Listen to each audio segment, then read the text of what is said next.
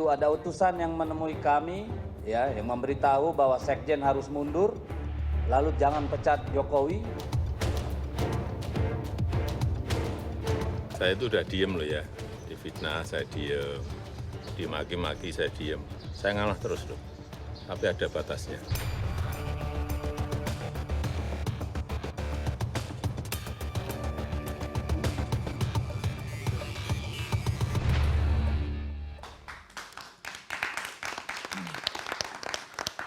Terima kasih Anda masih bersama kami di Political Show. Ketegangan hubungan Jokowi dengan PDI Perjuangan semakin memanjang. PDI Perjuangan menuding Jokowi mengirim utusan agar pemecatan dirinya sebagai kader dibatalkan. Jokowi mulai berang menyinggung batas kesabaran dan balik menantang PDI Perjuangan untuk membuktikan tuduhan yang kerap dilontarkan. Di tengah perseteruan, Jokowi juga melempar wacana membentuk partai super terbuka. Apakah ini upaya Jokowi menandingi partai banteng? Jokowi berang terus diserang PDI Perjuangan, partai super terbuka berpeluang. Itulah tema dialog kita pada malam hari ini yang akan kita bahas dengan narasumber yang sudah hadir di studio. Saya perkenalkan satu dari yang paling ujung kanan. Ada Direktur Eksekutif Parameter Politik, Mas Adi Praitno. Selamat malam Mas Adi. Selamat malam Rifana. Ada politikus Partai Solidaritas Indonesia, Ade Armando. Selamat malam Mas Ade. Malam Rifana. Ada Wakil Ketua Umum Relawan Projo atau Pro Jokowi, Freddy Alex Damanik. Selamat malam. Selamat malam Mbak Rifana. Ada juru bicara PDI Perjuangan yang berulang tahun hari ini, Mas Guntur Romli. Selamat malam Mas Guntur. Terima kasih. Oke. Selamat. Dan Dulu kita potong kue. pakar komunikasi politik Universitas Pelita Harapan Emrus Hiombing. Selamat malam Pak Emrus. Tapi perlu diedit dulu itu, bukan Universitas Pelita Harapan. Saya sudah finishing well dari Oh, oke. Berarti pakar komunikolog Indonesia. komunikolog Indonesia, Ini Bang kita jadi Emrus nggak enak nih Hiombing. debat sama Mas Guntur ini. Nggak apa-apa, dia udah Orang terbiasa memang tahu itu nih, ya. PDIP Oke, itu. sebelum saya memulai dialog kita pada malam hari ini ya, saya harus putarkan lagi apa sih sebetulnya tuduhan-tuduhan ataupun serangan-serangan yang dilontarkan oleh PDI Perjuangan kepada Pak Jokowi baru-baru ini. Perlu diketahui bahwa pada sekitar tanggal 14 Desember itu ada utusan yang menemui kami, ya, yang memberitahu bahwa Sekjen harus mundur, lalu jangan pecat Jokowi, dan menyampaikan ada sekitar 9 orang dari PDI Perjuangan yang menjadi target dari pihak kepolisian dan KPK. Jadi itulah salah satu, dan itu disampaikan oleh orang yang sangat berwenang. Dan itulah juga yang menjadi keyakinan kami bahwa seutuhnya persoalan ini adalah persoalan yang dilandasi oleh itikat tidak baik, oleh kesewenang-wenangan. Saya mau ke Mas Gunrom. Mas Gunrom, kenapa kemudian tiba-tiba elit PDI Perjuangan melontarkan lagi serangan terhadap Pak Jokowi ya? Apa sebetulnya motifnya melontarkan serangan itu lagi? Itu kan sebetulnya peristiwanya udah 14 Desember begitu. Ini sekarang udah bulan Maret. Ya. Jadi pertama kami juga harus mengklarifikasi bahwa dari ucapan Bang Deddy Sitorus itu tidak ada tuduhan bahwa Pak Jokowi itu mengirimkan utusan. Jadi kalau dari perkataan Bang Deddy Sitorus adalah ada utusan pada tanggal 14 Desember yang salah satu permintaan dari utusan itu adalah jangan memecat Jokowi. Berarti itu Clear, utusannya pertama. bukan Pak Jokowi? Bukan. Utusannya bukan dari Pak Jokowi? Dari kalimat yang disampaikan oleh Bang Deddy Sitorus. Nah ketika kemudian Pak Jokowi seperti Anda katakan ada batasnya, ya kami ingin merespon balik. Ya silakan Pak Jokowi, apa konsekuensi hukum dari ucapannya Bang Deddy Sitorus itu? Ya. Kalau memang di situ ada tuduhan, ya silakan melaporkan ke pihak yang berwajib.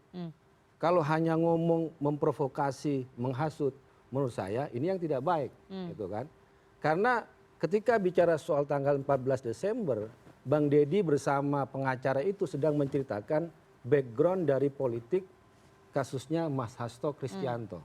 Bahwa setelah kami mau sidang pertama, kami juga sudah membaca dakwaan jaksa KPK yang ternyata di situ dari sisi hukum sangat lemah, bahkan di situ ada manipulasi, kesaksian dan sebagainya, maka kami semakin yakin bahwa kasus ini adalah kasus politik. Nah untuk menceritakan ini adalah kasus politik apa? Kami harus menarik. Tanggal 14 Desember ada utusan. tanggal 16 Desember Jokowi dipecat bersama 26 anggota PDI Perjuangan. Oke. Tanggal 18 ada perkembangan kasus Mas Hasto di KPK. Tanggal 20 pelantikan komisioner KPK yang pertama. Pada tanggal 20 pada hari yang sama gelar perkara. Jadi gelar perkara kasus Mas Hasto adalah perkara yang pertama dilakukan oleh KPK. Jadi sebentar. Kemudian tanggal 23 Mas Hasto baru jadi ada tersangka. penetapan tersangka, sprindik bocor kemana-mana. Tanggal 24 baru pengumuman tersangka. Yang ingin dikatakan bahwa kasus Mas Hasto ini terkait dengan politik, terkait dengan pemecatan Jokowi. Jadi ini bukan mau bicara apakah Jokowi mau kirim utusan atau tidak, atau siapa utusnya, tapi kami mau menceritakan. Ini background kasus politiknya Mas Hasto Kristianto adalah politik. Bahwa kasusnya Mas Hasto itu terkait dengan pemecatannya Pak Jokowi. Ya, betul. Sehingga keluarlah kemudian kronologis yang disampaikan oleh Bang Deddy Sitorus. Tapi kan artinya menceritakan itu kan ingin mengaitkan bahwa kasus ini ya berkaitan sama Pak Jokowi. Siapa yang dirugikan di sini? Yang mana? Ya, yang dalam kasus dirugikan ini. di situ aja lah Mas Hasto. Ya, karena dia menjadi tersangka, kemudian kasusnya dipaksakan. Padahal kalau kita bicara soal putusan-putusan pengadilan sebelumnya tidak ada namanya Hasto Kristianto, sebagai penyuap, pemberi dana. Bahkan dalam 2 dakwaan jaksa sebelumnya, baik kepada yang namanya Ustiawan dan Saiful Bahri, itu uang dari Harun Masiku. Tiba-tiba jaksa sekarang memanipulasi. Saya katakan dari sisi hukum, dari sisi hukum kasus ini lemah. Maka kita bawa, ternyata ini bukan kasus hukum, ini adalah kasus politik. Ini yang berkaitan dengan pemecatannya Pak Jokowi. Seperti itu kasusnya, skenario ataupun narasi yang mencoba dirangkai oleh PDI Perjuangan. Kasusnya Ahok 2016, bahwa ini adalah kasus politik, kemudian dibawa-bawa dengan isu penodaan agama. Persis. Kasus Mas Hasto, kasus politik, hanya menggunakan hukum, hanya menggunakan KPK sebagai alat untuk mengkriminalisasi. Pertanyaan saya, kasus politiknya ini berkaitan dengan Pak Jokowi. Oh iya, tentu saja dengan pemecatan. Karena ya kita melihat bahwa setahun sebelumnya tanggal 2023, Mas Hasto sudah bicara menerima semacam tanda, semacam ancaman bahwa jangan sampai terlalu vokal menyerang Pak Jokowi. Kemudian tahun 2024 juga sama. Artinya apa? Dengan melihat sekuensi waktu, ya, dari penetapan kemudian naik turun kasus ini, memang ini terkait dengan perusahaan politik yang salah satunya adalah pemecatan PDI Perjuangan terhadap Pak Jokowi. Baik. Itu adalah narasi ataupun standing point-nya PDI Perjuangan bahwa kasusnya Hasto Kristianto berkaitan dengan pemecatannya Jokowi, artinya berkaitan dengan Pak Jokowi. Tapi masyarakat juga dari hasil survei, Lembaga Survei Indonesia atau LSI yang sempat kita tampilkan dalam beberapa episode yang lalu, menyampaikan bahwa mayoritas 71% responden ataupun masyarakat percaya bahwa Mas Hasto terlibat dalam kasus Harun Masiku. Itu ada surveinya, udah pernah kita tunjukkan ya. Tapi pertanyaan saya, pakai survei. Pertanyaan saya berikutnya adalah publik kemudian menilai PDI Perjuangan sulit sekali move on dari Pak Jokowi. Jadi apa-apa semuanya dikaitkan dengan Pak Jokowi, Mas Gundrom. Ya, menurut kami nggak seperti itu. Karena ketika penyebutan nama Pak Jokowi itu nggak hanya dari PDI Perjuangan. Baru-baru saja mantan anggota tim anti mafia migas yang pengamat energi dari UGM, Bapak Fahmi Radi, menyebut bahwa Pak Jokowi mencegah pelaporan kasus korupsi Petrol ke KPK dengan mengutip dari Sudirman Said. Ini saya hanya mengutip ya. Itu yang pertama. Yang kedua, Tom Lembong juga menyebut bahwa dia hanya menjalankan perintah Presiden Jokowi. Dan nilai gula yang dia impor tidak sebesar menteri-menteri setelah dia. Pertanyaannya, kenapa kalau saya melaksanakan perintahnya Pak Jokowi, kemudian menteri-menteri setelahnya tidak diperiksa, kenapa saya yang diperiksa, kenapa saya yang diadili? Jadi penyebutan nama Jokowi itu tidak hanya PDI Perjuangan, dalam banyak kasus pun selalu dikaitkan dengan Jokowi, termasuk juga kasus Pertamina misalnya kan dulu pernah bicara Pak Jokowi tahu pemain migas, pemain gula, pemain ini, tapi nggak pernah nyebut nama.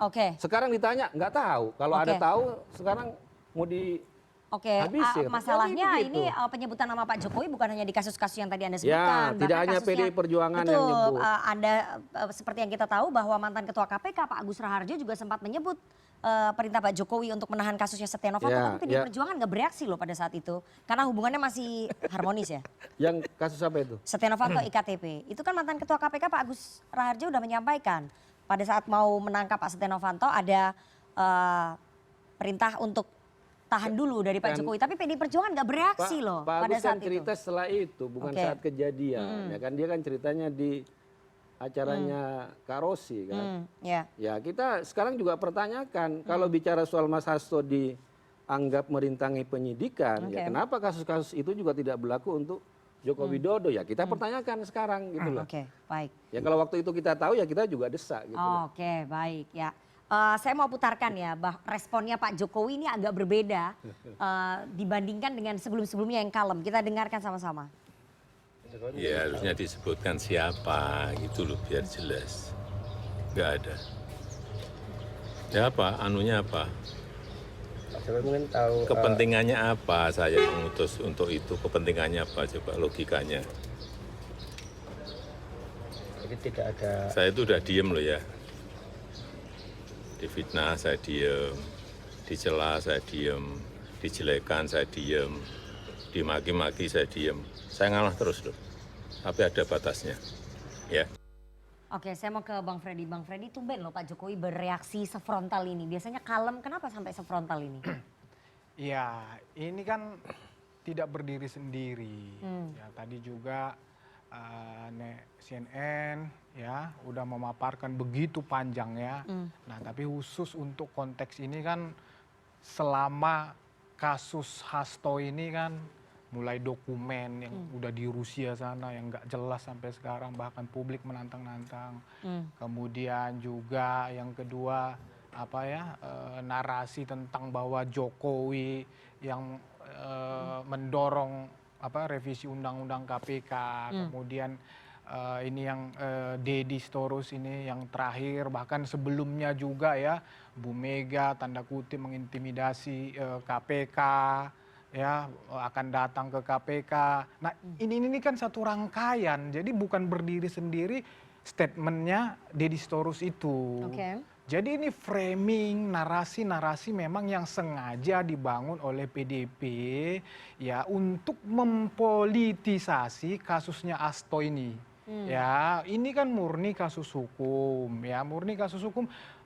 Mantan penyidik KPK ya sudah menyatakan berulang-ulang di mana-mana secara terbuka ini faktanya jelas, bukti-buktinya kuat, bahkan jauh sebelumnya ya 2019 sampai 2020 harusnya Hasto ini kan sudah jadi tersangka ya, hanya karena mungkin karena ada kedekatan ya pada saat Atau mungkin Pak Jokowi juga menahan juga ya supaya nggak jadi tersangka pada saat tapi itu. yang Karena hubungannya masih baik-baik aja loh sama PDI Perjuangan pada saat itu. ya Itu bisa juga kan? Kata Effendi Simbolon tapi gitu. yang di publik ya di publik oleh penyidik KPK itu jelas-jelas menyatakan bahwa justru Hasto yang mempunyai kedekatan dengan Firly ketua KPK pada saat itu, justru intervensi kekuasaan jangan-jangan pada saat itu dari si Hasto. Kan begitu, sehingga kasus ini tidak naik.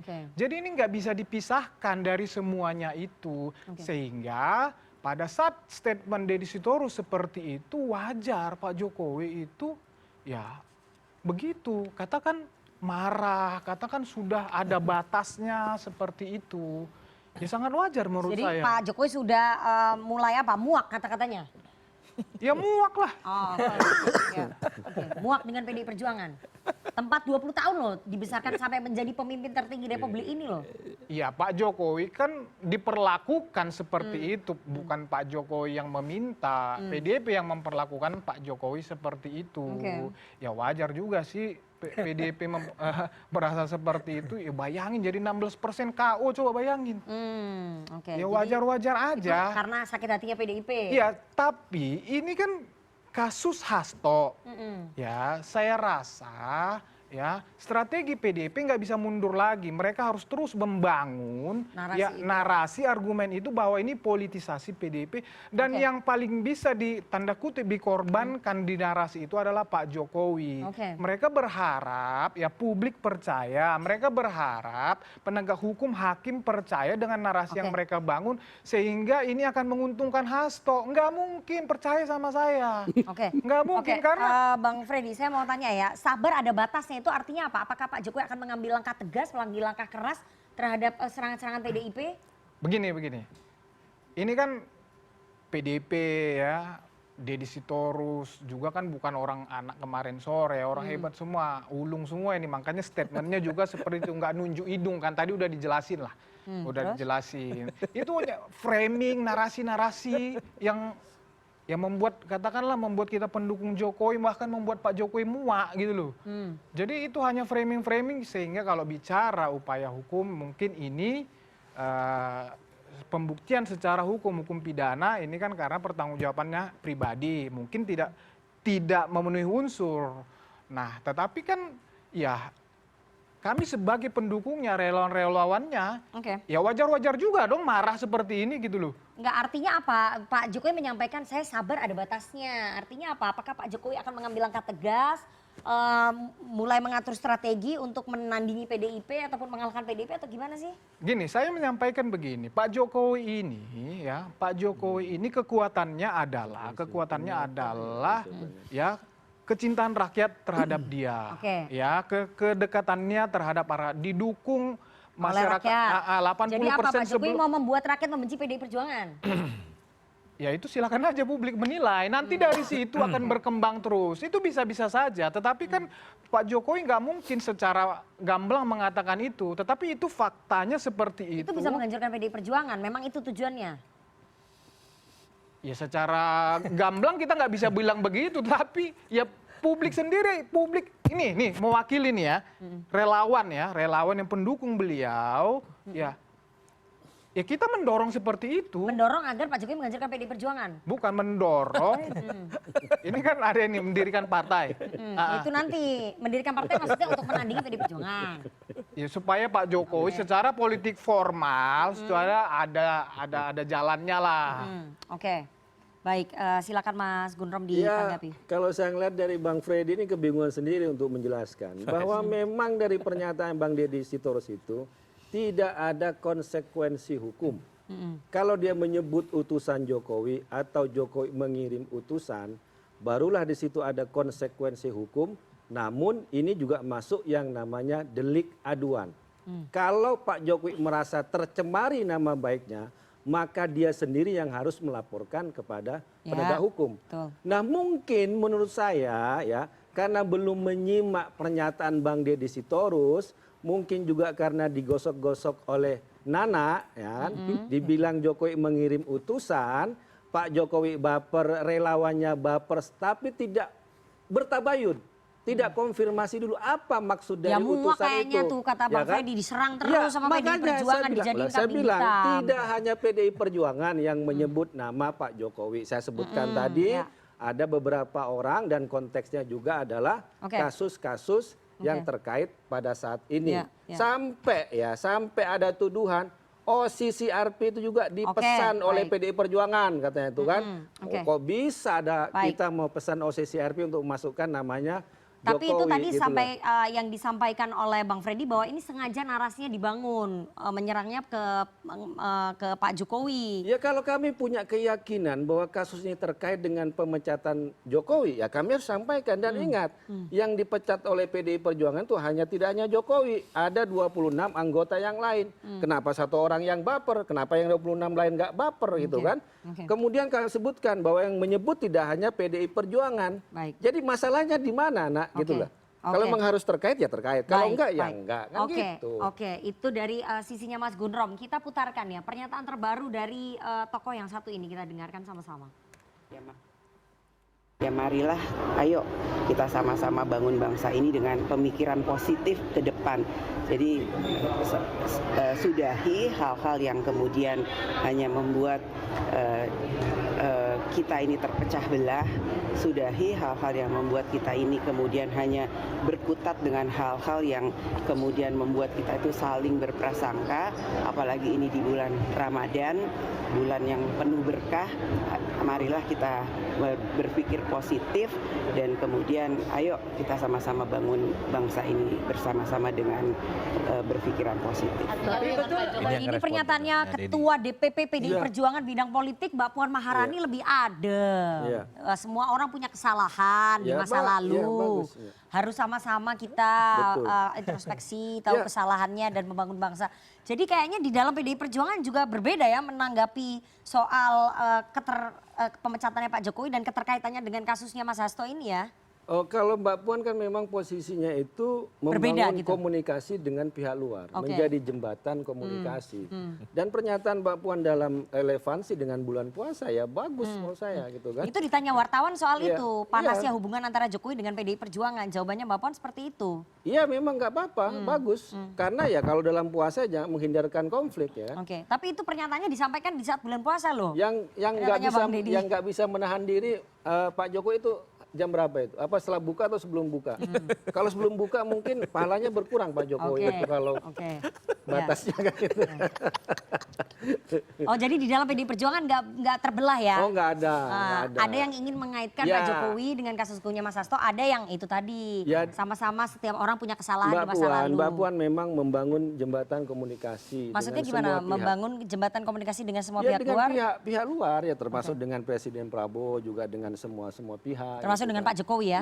Ya kalau ada perlunya emang harus tetap komunikasi. Kalau enggak ya enggak usah. Kayaknya gitu. soalnya Mbak Puan mesra-mesra aja pas ketemu Pak Jokowi, berbeda dengan politisi PDI Perjuangan yang lain gitu. Ya menurut saya ada Bang Adi tugas. jangan ketawa-ketawa Ada ya. tugas. Oh ada tugas. Ya, Mbak Puan Tugas sebagai khusus. juga Ya. adalah ketua DPR, dia Ya. yang harus luas ya, membangun komunikasi dengan semua pihak. Oke. Tapi ada sisi yang lain yang juga harus menjaga kasus Mas Hasto ini benar-benar ya diawasi, dikontrol kan gitu. Oke. Relawan Projo menilai ada perbedaan sikap nggak di internal PDI Perjuangan nih terhadap Pak Jokowi? Banyak. Oke. Itu pasti banyak faksi-faksi. Mbak ya. Puan ini faksinya berbeda berarti? Berbeda. Nanti itu kalau Pak Jokowi dikirim partai, jangan-jangan brojol itu partai. Maksudnya? Ya brojol ikut Pak Jokowi semua. Oh, oke, nanti kita bahas soal partai seperti itu kan nanti di segmen selanjutnya. Tapi berarti memang di luar melihatnya juga terbelah. Ya jelas dong, publik juga tahu kok semua itu. Jadi nggak semuanya punya sentimen terhadap Pak Jokowi gitu menurut relawan Projo. Enggak. Enggak ada di PDI Perjuangan satu suara. Coba lihat, ada nggak yang bela pemecatan Jokowi? Enggak ada. Artinya apa? PDI Perjuangan satu sikap. Baik, saya mau ke Pak Emrus ya. Pak Emrus sebagai komunikolog Iya. menilai tadi pernyataannya Pak Jokowi Kalau yang berbeda ya. Biasanya kalem, cool, ini agak sedikit frontal. Terus Mbak Puan juga tadi berusaha untuk mengademkan keadaan gitu. Anda melihatnya gimana? Baik, justru menunjukkan bahwa Pak Jokowi ketika ada mengatakan batas kesabaran, berarti adalah manusia pada umumnya. Bukan manusia yang pernah menjabat 2 periode presiden sebagai negarawan. Sebagai negarawan tidak ada batas kesabaran. Tetapi ketika politisi pragmatis atau katakanlah sebagai manusia biasa, sorry to say, kalau itu manusia ada di pinggir jalan sana, mengatakan itu masih bisa kita terima. Jadi Pak Jokowi bukan negarawan ya? Menurut saya dari kalimat itu, karena bagaimanapun apapun persoalannya, kita harus ada kesabaran, harus panjang sabar, gitu ya. Saya kira sama yang ditunjukkan oleh Puan Maharani, dia panjang sabar dia.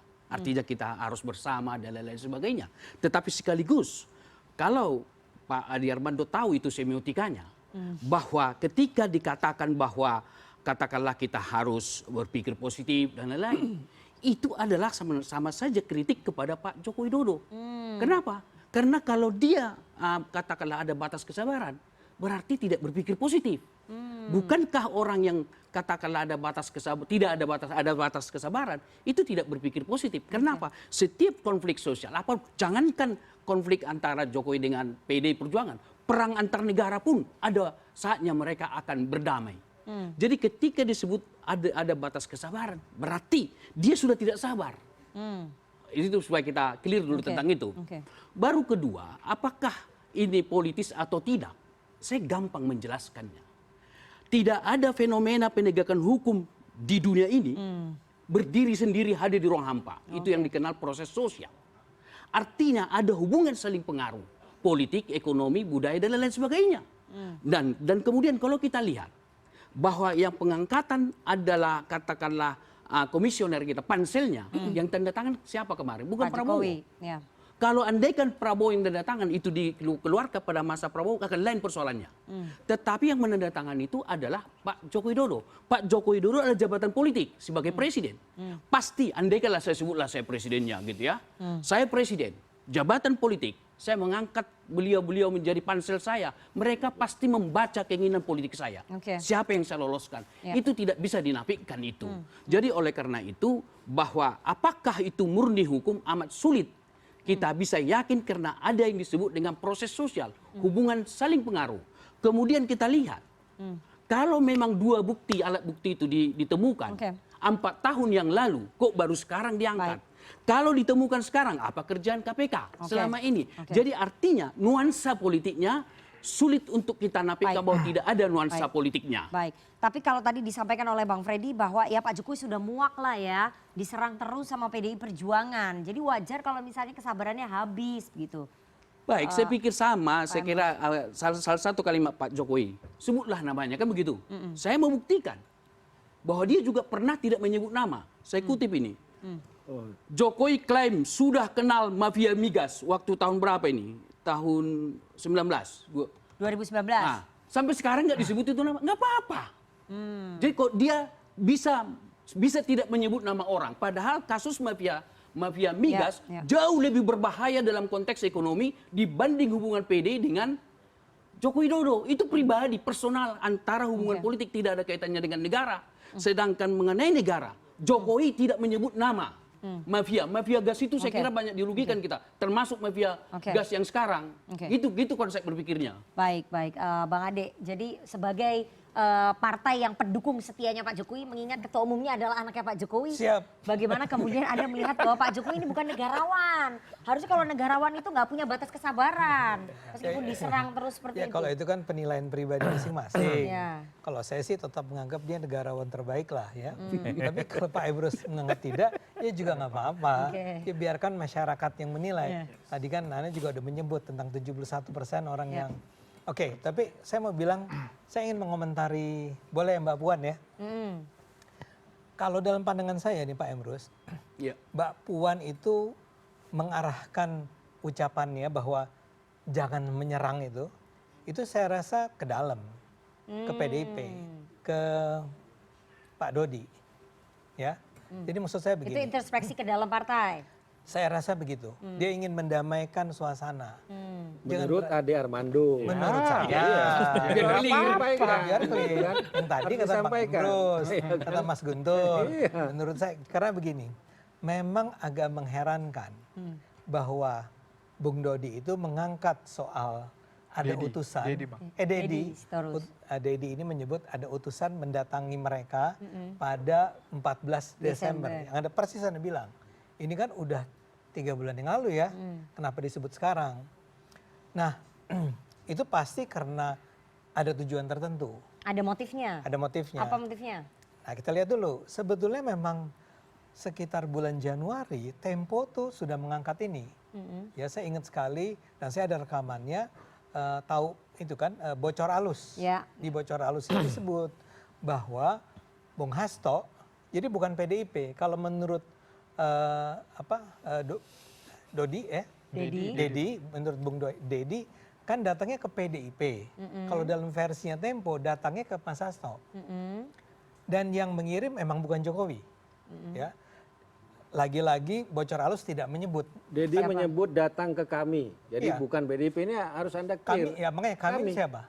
Ya kami aja. Jangan sebutkan PDI Perjuangan. Ya siapa sebut aja kami. Ya kami jangan disebut dengan PDI Perjuangan. Ya udah kepada kami. Nah itu kan. Kepada kami. Jadi poinnya apa nih? Poinnya.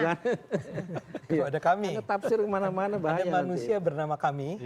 Itu didatangi oleh tim itu. Nah kalau menurut Tempo. Bang saya tambahkan, si kami itu pada saat yang ngomong. Si kami pada saat ngomong itu sedang konferensi pers PDIP Bang. Si kami itu. Iya. Baju-baju merah itu ya? Iya. Si kami itu. Rame-rame.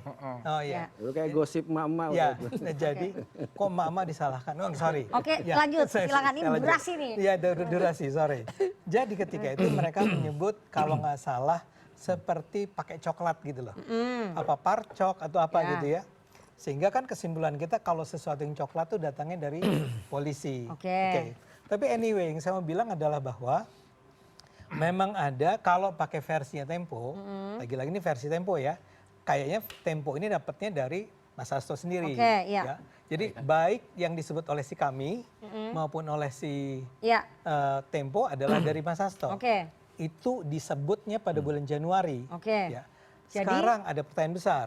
Mengapa pada bulan Maret diungkapkan kembali? Memang si kami itu tidak menyebut siapa yang datang. Oke. Tapi tanpa bisa dihindari, media itu even tadi CNN kan menyebut kata Jokowi mengirimkan utusan kan? Karena memang sudah terbangun nih. Narasi. Di narasi itu di mata masyarakat, saya baca di Kompas juga menyebut Jokowi. Ya. Oke. Nah, saya mau bilang bahwa gini, Mbak Puan itu sedang mengatakan, udahlah kita jangan saling serang. Kita jalani aja pengadilan ini secara sebaik-baiknya. Nah, apakah itu mencerminkan bahwa, nanti dulu, saya mau bilang di dalam, kan tadi ada pertanyaan, Anda sendiri nanya, apakah itu berarti di PDIP ada perpecahan? Saya duga keras ada. Ada kelompok yang ingin agar semua berjalan dengan tertib, dengan baik ya, dan itu adalah orang-orang yang berada di bawah pengaruhnya Mbak Puan. Tapi barangkali ada kubu lain yang bawaannya si kami ini nih adalah konfrontatif. Mungkin Mas Guntur ada di sana, mungkin ya, kita nggak tahu. Oke, saya mau ke Mas Adi. Sebelum nanti saya lempar ke Mas Guntur ya. Anda melihat perseteruan ini kenapa sih terus memanjang antara Pak Jokowi dengan PDI Perjuangan? Karena memang sengaja narasi itu dibangun sebagai narasi politisasi hukum yang dikambing hitamkan Pak Jokowi, atau memang ya itu tadi di dalam PDI Perjuangan sendiri juga tidak ada kesulitan gitu. Ya tentu saya merasa dituduh sama Bang Ade Armando. Karena nyebut-nyebut parcok saya pakai coklat. Yang jelas itu Tempo yang bilang, bukan saya. Yang jelas itu bukan saya Bang ya. Iya, siap. Yang datang ke kami itu bukan saya. Nah, bagi saya ini adalah efek babak lanjut ya, perang politik antara PDIP dengan Jokowi. Ini tentu tidak bisa dilepaskan kekecewaan yang cukup mendalam yang dialami oleh kawan-kawan PDIP yang pecah kongsi dengan Jokowi di Pilpres 2024 itu tidak bisa dibantah. Jadi pasca bagaimana kedua kubu ini berseteru, maka apapun yang terjadi pada Jokowi itu adalah hal-hal yang sifatnya negatif. Bahwa tuduhan-tuduhan misalnya Jokowi ingin melanggengkan kekuasaan politiknya, ingin menambah jabatan presiden, kemudian mengajak serta keluarga besarnya dalam politik dan seterusnya adalah narasi-narasi yang justru muncul kuat dari internal PDIP, baru muncul dari kalangan-kalangan aktivis dan gerakan civil society yang lain. Jadi per hari ini apapun yang terjadi, perang terbuka antara PDIP dengan Pak Jokowi, ini tentu adalah perseteruan politik karena pecah kongsi. Ini kawan-kawan kita di sini kan dulu adalah satu mazhab nih di barisan Pak Jokowi, tegak lurus semua. Per hari ini terjadi konfrontasi. Saya masih mengingat betul ini komentar-komentar Bang Ade, Bang Guntur, apalagi banyaklah pengamat yang Pak kemudian Jokowi juga dulu mengatakan semua sami'na wa ta'na. Ingin yang saya katakan adalah bahwa memang kalau misalnya kita melihat bagaimana pertarungan antara narasi politik ya antara PDIP dengan Pak Jokowi. Saya selalu mengatakan ini soal objektivitas kebenarannya itu relatif. Mungkin bagi PDIP tuduhan-tuduhan ada kiriman orang, memperpanjang jabatan baca presiden, itu terkonfirmasi dan firm karena teman-teman PDIP mengalami itu dengan pasti.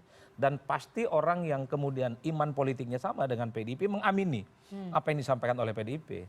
Tapi kan di seberang yang lain kita juga tidak bisa menutup mata bahwa Jokowi dengan barisan politiknya, PSI, kemudian ada para relawan menganggap apa yang disampaikan oleh PDIP itu adalah semua tuduhan-tuduhan yang dianggap palsu, tidak beralasan, dan seterusnya. Dalam politik bagi saya Rifana, soal kebenaran itu adalah menjadi sangat relatif, tergantung bagaimana di mana posisi politik yang sesungguhnya. Untuk membuktikan apakah betul ada utusan, apa tadi istilahnya ada parcok-parcok segala macam itu, ya tentu harus ada foto, ada video dan seterusnya. Itu satu-satunya yang bisa dikonfirmasi. Soal validitas kiriman-kiriman itu. Di luar itu saya kira semua orang sedang mencoba untuk meyakinkan banyak orang bahwa argumen dirinya lah yang kemudian paling benar. Per hari ini Bang Guntur, Bang Deddy Sitorus sedang ingin menyampaikan pesan supaya apa yang disampaikan itu terkonfirmasi, valid, bahwa apa yang terjadi pada Pak Hasto itu bukan kasus hukum. Tapi responnya Pak Jokowi yang cukup frontal itu gimana? Nah, bagi saya memang klimaks ya. Jokowi itu tentu dalam batas-batas tertentu kita lihat sebagai kebanyakan orang Jawa.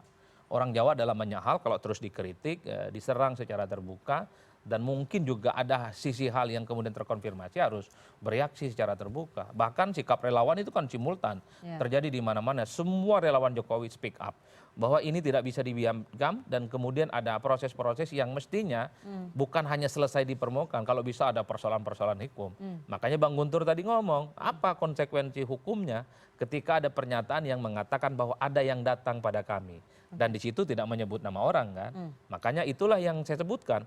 Upaya untuk meyakinkan pihak mana yang sebenarnya kuat dalam narasi ini adalah pertarungan yang saya kira ini ke depan akan terus terjadi. Dan saya kira ini bukan menjadi akhir, Rifana. Besok akan terjadi produksi isu-isu yang lain dan kemudian akan mengacu kepada Pak Jokowi. Oke, artinya permusuhan ataupun perseteruan antara PD Perjuangan dengan Pak Jokowi itu masih akan lama berlangsung. Saya nyampe dan akan semakin terbuka perangnya. Rasa-rasanya sampai kiamat ini. Oke, sampai kiamat. Oke. Ada tadi pernyataannya Mbak Puan lebih adem. Kayak gini, ada satu diktum. Mbak Puan tadi lebih adem.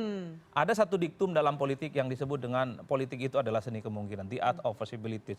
Itu berlaku di semua tempat di semua negara.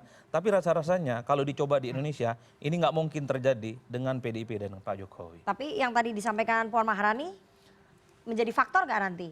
Tergantung Pak Jokowi bagaimana diskursus dan konsensus politik yang ada di PDIP.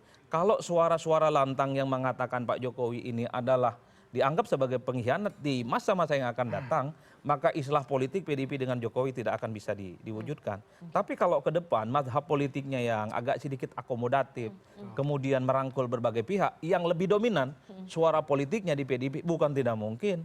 Jadi kiamatnya itu bisa dimajukan, bisa terjadi islah kapan. Itu bacaan saya ya. Oke, jadi bisa islah di PDI Perjuangan kalau tadi yang faksi-faksi yang itu lebih dominan. Kalau ganti. Saya setuju bahwa di situ akan ada kesulitan untuk islah. Antara? Ya, antara PDI Perjuangan dengan Jokowi. Karena kan sudah ada pemecatan. Tapi kan kalau kita baca di ADRT kita kan nanti pemecatan itu akan disampaikan di Kongres. Ya kan? Terkait dengan 27 pemecatan. Tapi ingin saya komentari dari yang diucapkan oleh Ade Armando ya. Bahwa di dalam PDI Perjuangan pecah. Menurut saya, itu koreksi internal. Menurut saya, Ade Armando sedang ingin mengadu domba di internal PDI Perjuangan, gitu kan?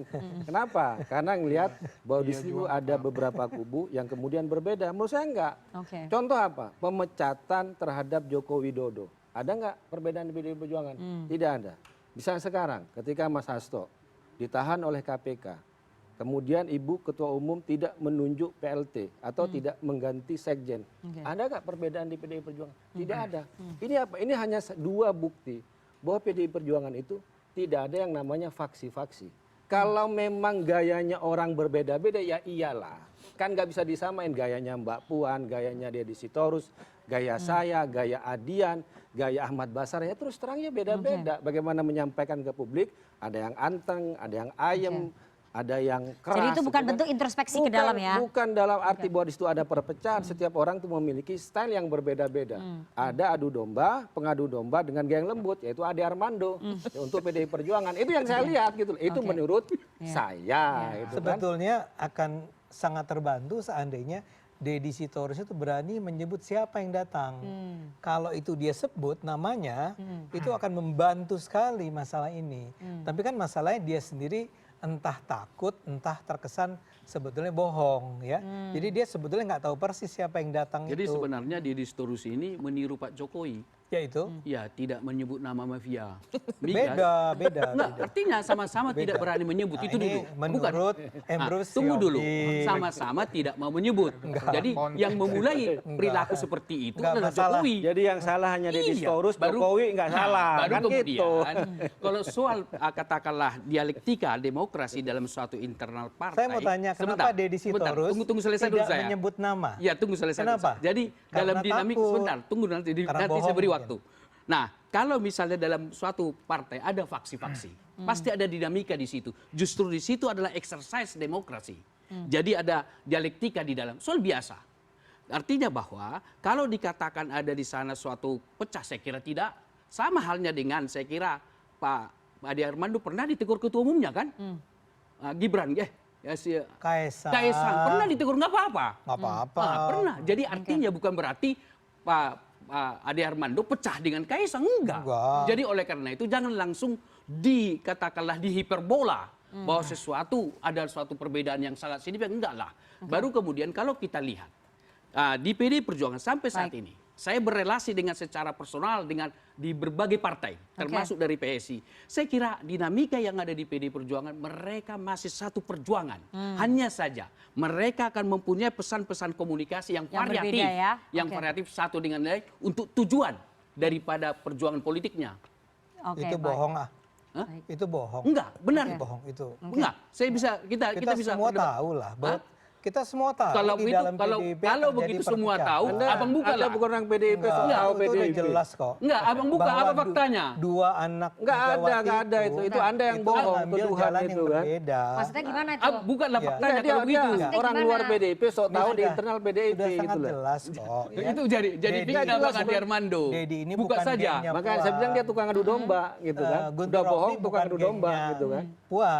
Puan ini adalah orang yang berusaha mengambil Gimana Anda saya jalan bukan gengnya yang Puan, dia ketua bersahabat. DPP yang saya harus taati, yang saya harus Dia- hormati gitu loh. Oke. Gimana Anda itu? Ibu Puan ini sekarang mengambil Membuat sebuah tuduhan. jalan yang menurut saya layak sekali diikuti oleh Menurut PDIP. Bang Adi Armando, jangan salah itu. Saya juga jangan dipotong ya. Iya, Nah, sama saling potong ya, dulu ya, kita. Oke. Gantian. Jadi sekarang ini terjadi perpecahan dua kubu di dalam PDIP. Enggak, saya harus protes. Ini enggak benar. Nanti aja. Lah enggak, saya harus protes. Langsung saya protes. Nanti aja. Kenapa saya harus membiarkan kebohongan ya yang Anda ucapkan? Enggak boleh dong. Enggak Oke. dong. Kecuali Anda ngomong diri Anda Nggak, sendiri, ini, saya nggak punya hak. Bang Ade, Anda apa ngomong tentang ini saya, ya, partai dasarnya saya. Apa? Anda kan Oh, betul politisi kan? PSI ya, Iya. Nggak bukan bisa. PDI Perjuangan. Dari mana Anda bisa menyebut Enggak. itu? Betul. Iya, kalau dia Itu ngomong banyak tentang sekali saya yang harus sudah bantah menyampaikan. gitu kan. Banyak sekali yang sudah menyampaikan dari Bahwa- mana? Dari internal apa dari eksternal? Dari internalnya mungkin nggak ada yang ngomong langsung ke saya ya. Oke. ya. Ah, Ini jelas. kan saya bicara tentang bagaimana orang melihat PDIP. Ya. Pada saat yang sama lihat saja hanya dalam selisih beberapa hari, mula-mula Deddy Sitorus bicara dengan sangat menyerang. Oke. Ya, sampai Pak Jokowi keluar pernyataan yang dia bilang udah Ya, terus tidak- kemudian Mbak Puan keluar. tapi statement kemudian yang berbeda. keluarlah pernyataan dari Mbak Puan. Saya rasa Anda mengada-ada kalau mengatakan bahwa Mbak Puan itu tidak bicara mengenai itu, mengenai Deddy Sitorus. Dia sedang bicara tentang Deddy Sitorus Enggak dan ada. kawan-kawan. Itu normatif itu. Si kami pernyataan itu, kan. si kami itu Oke, baik. ngomongnya kan terlalu keras menyerang Pak Jokowi, ya. Padahal sebetulnya memang betul si kami tidak pernah menyebut siapa Oke, yang datang baik. kepada Apa kami. yang sedikit saya tambahkan? Baik, sebentar. Kita harus break terlebih dahulu ya. Kita akan masuk ke perdebatan lebih dalam karena menurut Bang Ade Armando ada perpecahan di tubuh PDI Perjuangan. Apakah itu kemudian menjadi peluang Pak Jokowi melihat itu sebagai peluang, makanya ingin mendirikan partai super terbuka yang katanya sudah diadopsi oleh partai anaknya. Tapi kita harus jeda terlebih dahulu. Nah, Jangan itu. kemana-mana, tetap bersama kami. di Menarik, Political menarik, Show. menarik.